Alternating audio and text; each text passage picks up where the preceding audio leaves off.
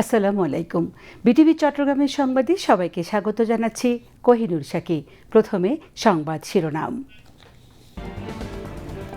ঢাকায় অনুষ্ঠিত হল জুলাই জাতীয় সম্মেলন। আইন অনুযায়ী অন্যায় ও হত্যাকারীদের বিচার নিশ্চিত করা হবে, কারো প্রতি অবিচার করা হবে না, বললেন প্রধানমন্ত্রী তারেক রহমান।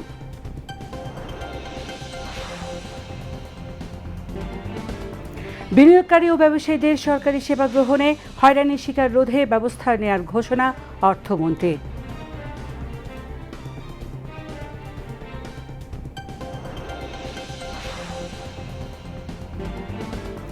কৃষকদের উৎপাদিত ফসল নষ্ট রোধে চলতি বছরই সারা দেশে মিনি কোল্ড স্টোরেজ স্থাপনের উদ্যোগ নিয়েছে সরকার, জানালেন কৃষিমন্ত্রী।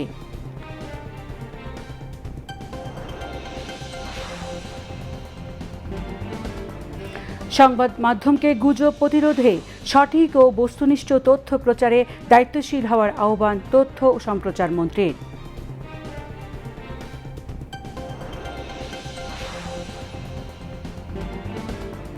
সারা দেশে বাড়ছে ডেঙ্গুর প্রকোপ। চলতি বছর আক্রান্তের সংখ্যা ছাড়িয়েছে ৬,০০০।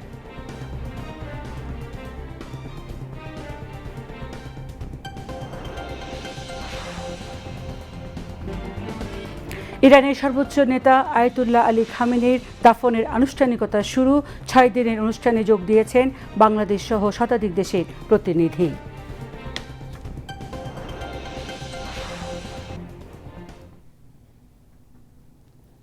এতক্ষণ সংবাদ শিরোনাম শুনলেন, এবারে বিস্তারিত। আইন অনুযায়ী সময় নিয়ে অন্যায় ও হত্যাকারীর সঠিক বিচার নিশ্চিত করা হবে বলে জানিয়েছেন প্রধানমন্ত্রী তারেক রহমান। আজ ঢাকায় বাংলাদেশ চীন মৈত্রী সম্মেলন কেন্দ্রে জুলাই জাতীয় সম্মেলন ২০২৬ অনুষ্ঠানে প্রধানমন্ত্রী তারেক রহমান একথা জানান। জুলাই আন্দোলনের দ্বিতীয় বার্ষিকী উপলক্ষে শহীদ ও আহতদের স্মরণ করতে জুলাই ২৪ শহীদ পরিবার সোসাইটি এবং আমরা জুলাই যোদ্ধা কেন্দ্রীয় কমিটি এই সম্মেলনের আয়োজন করেছে। অনুষ্ঠানে জুলাই আন্দোলনের শহীদ পরিবারের সদস্য ও আহতদের হাতে স্মৃতিস্মারক তুলে দেন প্রধানমন্ত্রী তারেক রহমান। অনুষ্ঠানে প্রধানমন্ত্রী বলেন, জাতিকে বিভক্ত করে দেশকে কখনো সামনে এগিয়ে নেওয়া যায় না। জুলাই আন্দোলনের শহীদ ও আহতদের রাষ্ট্র যথাযথ মূল্যায়ন করবে বলেও জানান প্রধানমন্ত্রী।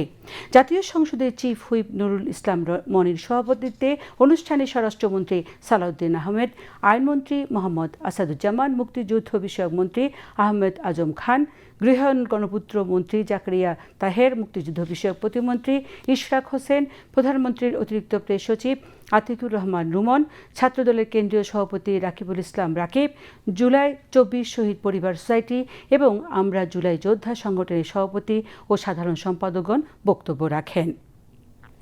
অনুষ্ঠানে আরও বক্তব্য রাখেন জুলাই গণ অভ্যুত্থানের শহীদ পরিবারের সদস্য ও আহতরা। অনুষ্ঠানে বিভিন্ন রাজনৈতিক দলের নেতৃবৃন্দ, সংসদ সদস্যগণ, চিকিৎসক, পেশাজীবী এবং জুলাই আন্দোলনে আহত ও শহীদ পরিবারের সদস্যবৃন্দ উপস্থিত ছিলেন। চট্টগ্রাম নগরে অর্থনৈতিক উন্নয়ন বেগবান করতে সড়ক ও যাতায়াত ব্যবস্থার উন্নয়নের উপর গুরুত্ব আরোপ করেছেন অর্থ পরিকল্পনা মন্ত্রী আমির খসরু মাহমুদ চৌধুরী। সকালে চট্টগ্রামে বিভিন্ন উন্নয়ন কার্যক্রম পরিদর্শনকালে তিনি এ গুরুত্ব আরোপ করেন। অর্থমন্ত্রী নগরীর দক্ষিণ মধ্যম হালিশহর ওয়ার্ডের সলগোলা ক্রসিংয়ের বাকের আলী ফকিরটেক সড়কের উন্নয়ন কাজ পরিদর্শনে যান। এ সময় সড়ক ও যোগাযোগ ব্যবস্থার উন্নয়নে স্থানীয় বিএনপির নেতৃবৃন্দ ও জনগণের সাথেও কথা বলেন। বিনিয়োগকারীরা ও ব্যবসায়ীরা যাতে কাস্টমস বা অন্য কোনো প্রতিষ্ঠানে সরকারি সেবা গ্রহণে হয়রানির শিকার না হয় সে ব্যবস্থা নেওয়া হবে বলে জানান অর্থমন্ত্রী।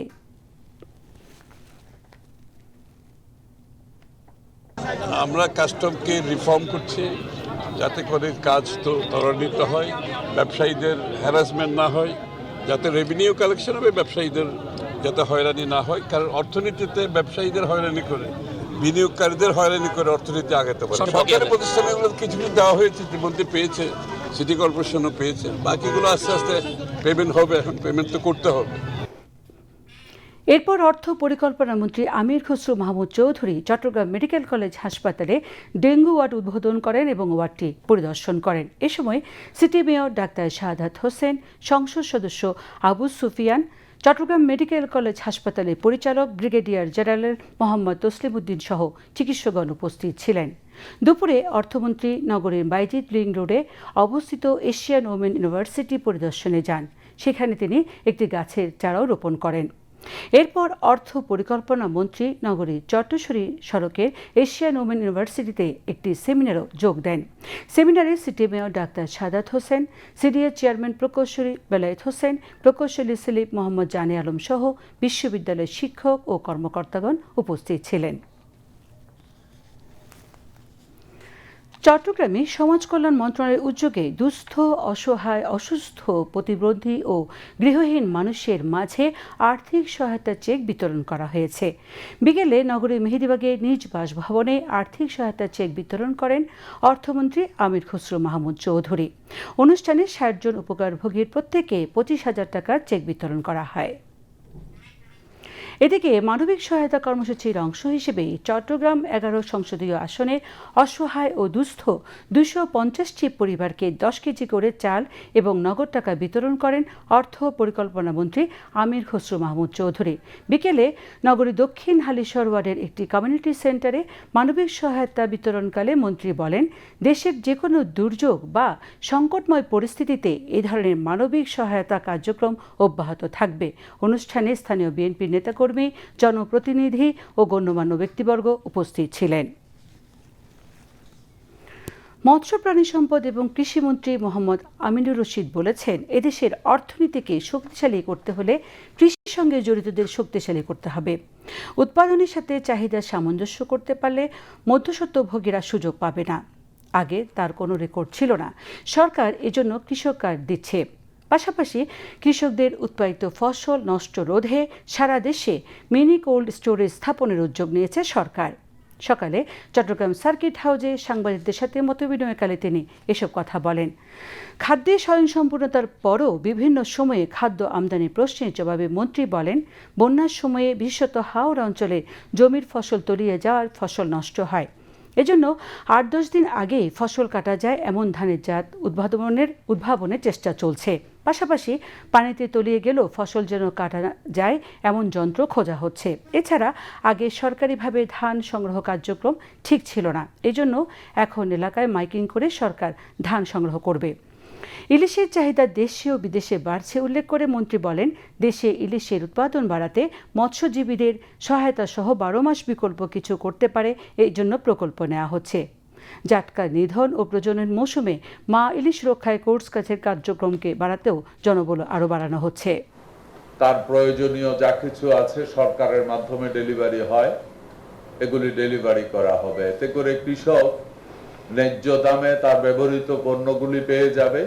বিক্রির জন্য আমরা একটা সিস্টেম চালু করতে পারবো। যেটা সবচেয়ে বেশি প্রয়োজন, কৃষকের উৎপাদিত পণ্যের পাশাপাশি তার বিক্রয় মূল্যকে নিশ্চিত করা। এই সরকারের টার্গেট ইলিশ শুধু লোকাল মার্কেটে অ্যাভেলেবেল করা নয়, আন্তর্জাতিক বাজারেও ইলিশের চাহিদা বেড়েছে।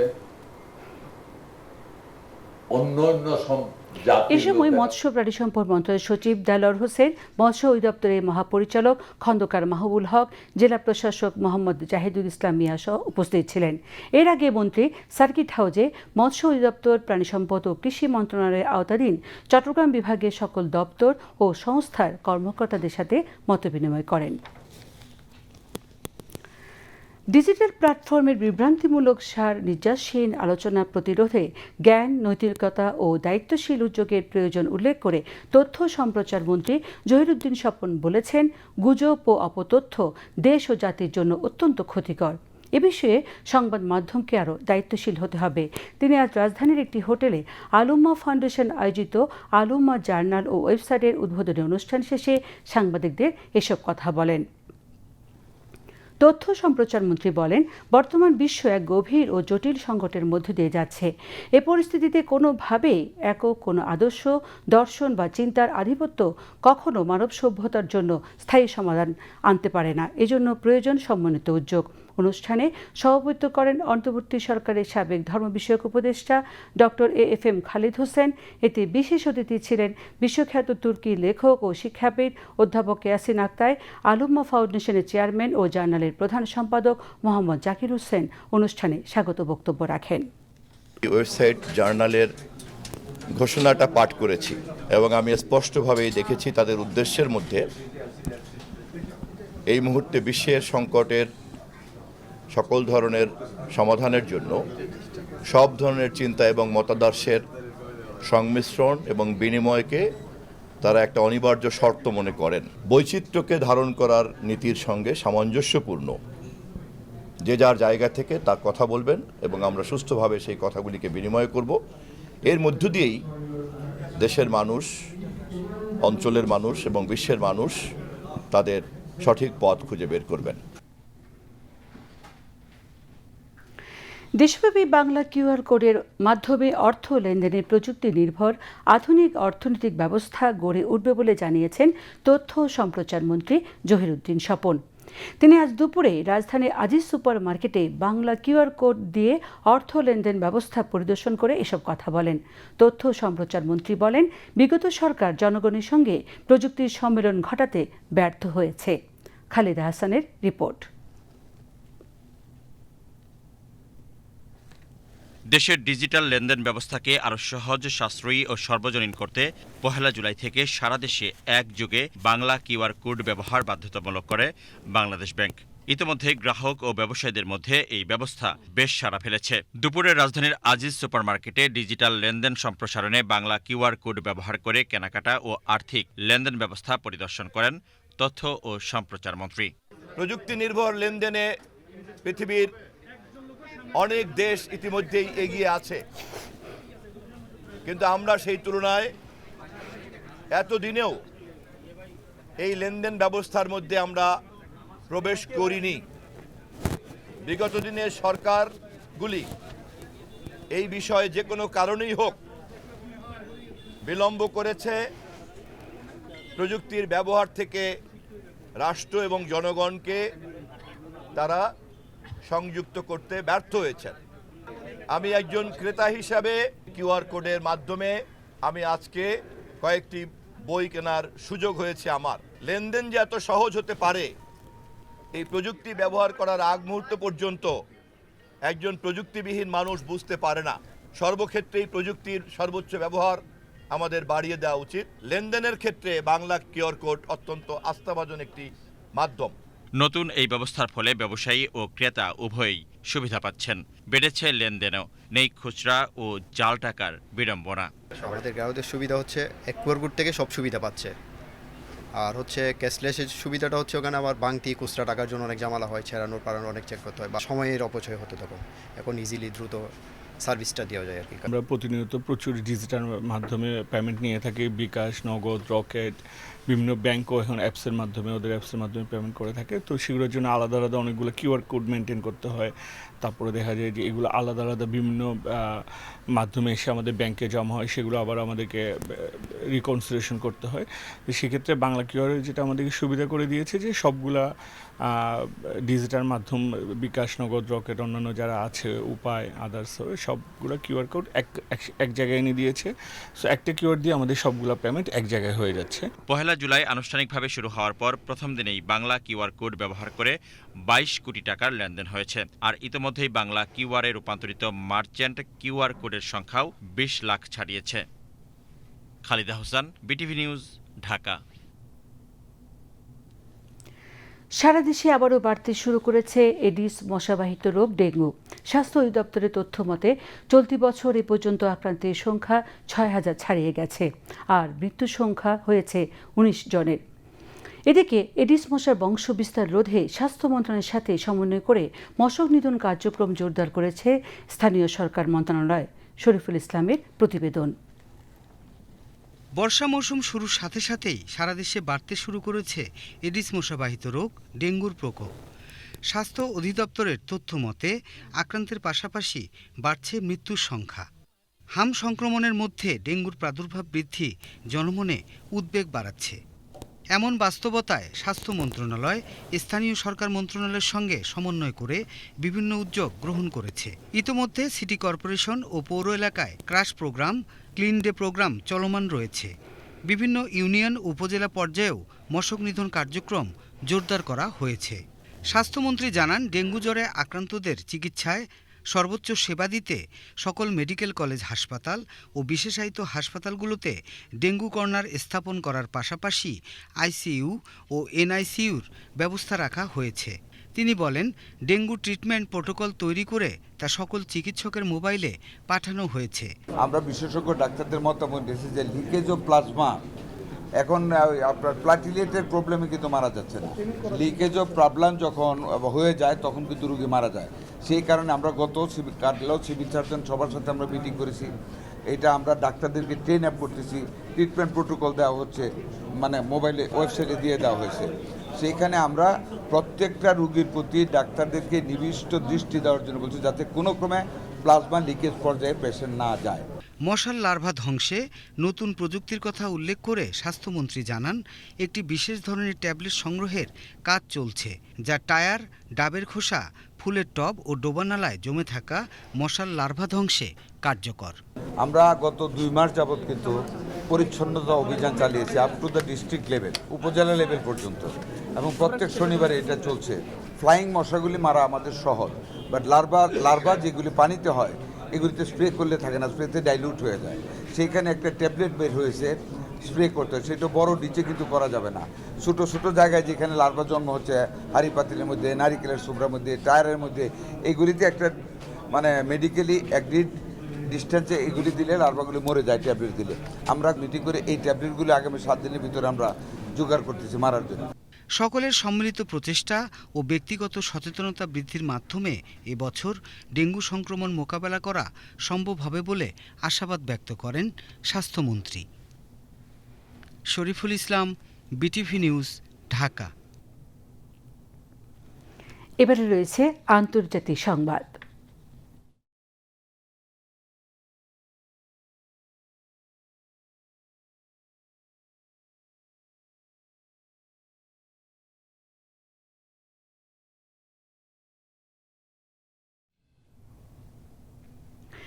ইরানের প্রয়াত সর্বোচ্চ নেতা আয়াতুল্লাহ আল খামেনিকে রাষ্ট্রীয়ভাবে শেষ বিদায় জানাতে তেহরানে শুরু হয়েছে রাষ্ট্রীয় শোকানুষ্ঠান। লাখো মানুষের উপস্থিতির পাশাপাশি বিশ্বের বিভিন্ন দেশের উচ্চ পর্যায়ের প্রতিনিধিরাও এতে অংশ নিয়েছেন। বাংলাদেশের পক্ষ থেকেও শ্রদ্ধা জানিয়েছেন জাতীয় সংসদের স্পিকার হাফিজউদ্দিন আহমদ। বিস্তারিত মোহাম্মদ গোলাম মর্তুজার ডেস্ক রিপোর্টে। শোকে স্তব্ধ তেহরান। ইমাম খোমেনি গ্র্যান্ড মুসাল্লায় শনিবার ভোর থেকেই প্রয়াত সর্বোচ্চ নেতা আয়াতুল্লাহ আলী খামেনিকে শেষ শ্রদ্ধা জানাতে জড়ো হন লাখো মানুষ। আনুষ্ঠানিক কর্মসূচি শুরুর আগেই পুরো প্রাঙ্গণ কানায় কানায় পূর্ণ হয়ে যায়।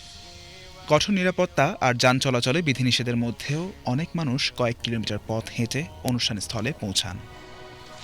রাষ্ট্রীয় টেলিভিশনে সম্প্রচারিত ফুটেজে দেখা যায় বিশেষভাবে প্রস্তুত করা কাচঘেরা স্থাপনায় রাখা হয়েছে আলী খামেনির মরদেহ। একই হামলায় নিহত তার পরিবারের সদস্যদের মরদেহ সেখানে রাখা হয়। অশ্রুসিক্ত চোখে শেষ শ্রদ্ধা জানান লাখো মানুষ। কালো পোশাকে শোকাহত জনতার হাতে ছিল ইরানের জাতীয় পতাকা ও প্রতিশোধের প্রতীক লাল পতাকা। বিভিন্ন স্লোগানে মুখর হয়ে ওঠে পুরো এলাকা। রাষ্ট্রীয় শোকানুষ্ঠানে দক্ষিণ এশিয়ার দেশগুলোর মধ্যে বাংলাদেশের জাতীয় সংসদের স্পিকার হাফিজউদ্দিন আহমদ, পাকিস্তানের প্রধানমন্ত্রী শাহবাজ শরীফ, আফগানিস্তানের উপপ্রধানমন্ত্রী ও পররাষ্ট্রমন্ত্রী এবং ভারতের উপপররাষ্ট্রমন্ত্রীর নেতৃত্বে প্রতিনিধি দল অংশ নেয়। এছাড়া তুরস্ক, সৌদি আরব, কাতার, চীন, রাশিয়া সহ মধ্যপ্রাচ্য, মধ্য এশিয়া ও ইউরোপের বিভিন্ন দেশের উচ্চ পর্যায়ের প্রতিনিধিরাও উপস্থিত ছিলেন। বাংলাদেশের প্রতিনিধি হিসেবে জাতীয় সংসদের স্পিকার হাফিজউদ্দিন আহমদ প্রয়াত নেতার প্রতি শেষ শ্রদ্ধা জানান। তিনি বিদেহী আত্মার শান্তি কামনা করে দোয়া করেন এবং ইরানের প্রেসিডেন্ট মাসুদ পেজেশকিয়ান সহ দেশটির শীর্ষ নেতাদের সঙ্গে সাক্ষাৎ করেন। বাংলাদেশ সরকার ও জনগণের পক্ষ থেকে ইরানি জনগণের প্রতি সমবেদনা জানানোর পাশাপাশি শোক বইও স্বাক্ষর করেন তিনি। পরে ইরানের পার্লামেন্ট স্পিকার মোহাম্মদ বাঘের গালিবাফের সঙ্গে দ্বিপক্ষীয় বৈঠক করেন বাংলাদেশের স্পিকার। বৈঠকে দুই দেশের দীর্ঘদিনের বন্ধুত্বপূর্ণ সম্পর্ক আরও জোরদার এবং ভবিষ্যৎ সহযোগিতা নিয়ে আলোচনা হয়। এ সময় গালিবাফকে সুবিধাজনক সময়ে বাংলাদেশ সফরের আমন্ত্রণও জানান স্পিকার। সপ্তাহব্যাপী রাষ্ট্রীয় শোক কর্মসূচির অংশ হিসেবে তেহরানের পাশাপাশি ইরানের আরও কয়েকটি শহর এবং ইরাকেও স্মরণানুষ্ঠান অনুষ্ঠিত হবে। ধর্মীয় আনুষ্ঠানিকতা শেষে দাফন সম্পন্ন হওয়ার কথা রয়েছে। বিশ্লেষকদের মতে এই রাষ্ট্রীয় বিদায় শুধু একজন নেতার শেষ যাত্রাই নয়, ইরানের রাজনৈতিক ইতিহাসের নতুন অধ্যায়েরও প্রতীক। গোলাম মর্তুজা, বিটিভি নিউজ। পাকিস্তানের বেলুচিস্তান প্রদেশে পাকিস্তান কোস্টগার্ডের একটি ক্যাম্পে আত্মঘাতী হামলার দায় স্বীকার করেছে নিষিদ্ধ বিচ্ছিন্নতাবাদী সংগঠন বেলুচ লিবারেশন আর্মি বিএলএ। সংগঠনটির দাবি, এ হামলায় অন্তত ৩০ জন নিরাপত্তা সদস্য নিহত এবং আরও কয়েকজন আহত হয়েছেন।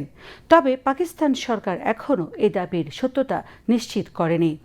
বেলুচিস্তান ভিত্তিক সংবাদ মাধ্যম দ্য বেলুচিস্তান পোস্টের প্রতিবেদনে বলা হয়েছে, গোয়াদর জেলার কৌশলগতভাবে গুরুত্বপূর্ণ উপকূলীয় শহর জেওনির পানুয়ান এলাকায় অবস্থিত কোস্টগার্ডের একটি ক্যাম্পে হামলাটি চালানো হয়। বিএলএর মুখপাত্র জিয়ান্দার বেলুচের নামে প্রকাশিত এক বিবৃতিতে বলা হয়েছে, সংগঠনটির বিশেষ ইউনিট মাজিদ ব্রিগেড এ অভিযান পরিচালনা করেছে। তাদের ভাষ্য অনুযায়ী এটি ছিল একটি ফিদায়ী বা আত্মঘাতী কমান্ডো অভিযান। তবে পাকিস্তানের সামরিক বা বেসামরিক কোনো কর্তৃপক্ষ এখন পর্যন্ত হতাহতের বিষয়ে আনুষ্ঠানিক তথ্য প্রকাশ করেনি। ইউরোপ জুড়ে রেকর্ড ভাঙা তাপপ্রবাহে গত জুন মাসে শেষ সপ্তাহে ফ্রান্সে আরও ২,০২৫ জনের মানুষের মৃত্যু হয়েছে। ফ্রান্সের স্বাস্থ্যমন্ত্রী জানান, জুন মাসের শেষ সপ্তাহে মৃত্যুর হার এর আগের সপ্তাহের তুলনায় ২৯% বেড়েছে।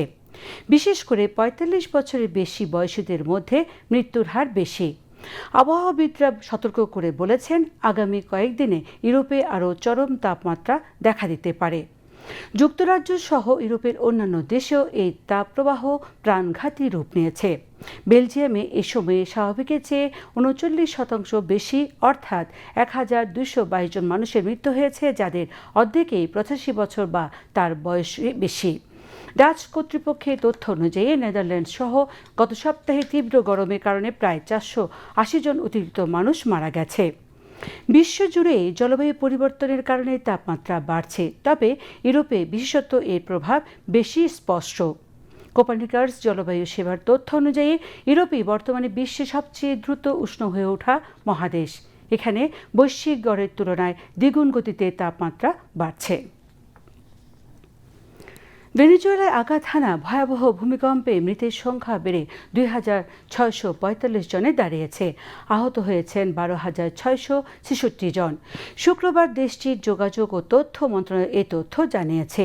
মন্ত্রণালয় জানায়, ভূমিকম্পের পর এখন পর্যন্ত ৬,৪৬২ জনকে জীবিত উদ্ধার করা হয়েছে এবং ৮৬,১১৭টি পরিবারকে সহায়তা দেওয়া হয়েছে।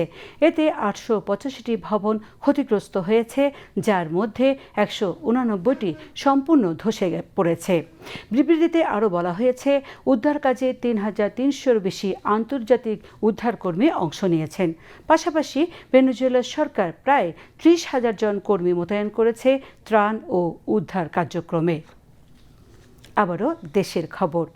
মৎস্য প্রাণী সম্পদ এবং কৃষিমন্ত্রী মোহাম্মদ আমিরুর রশিদ চট্টগ্রামে মেরিন ফিশারিজ একাডেমি পরিদর্শন করেছেন। পরিদর্শনকালে তিনি একাডেমির বিভিন্ন প্রশিক্ষণ কার্যক্রম ও অবকাঠামো ঘুরে দেখেন।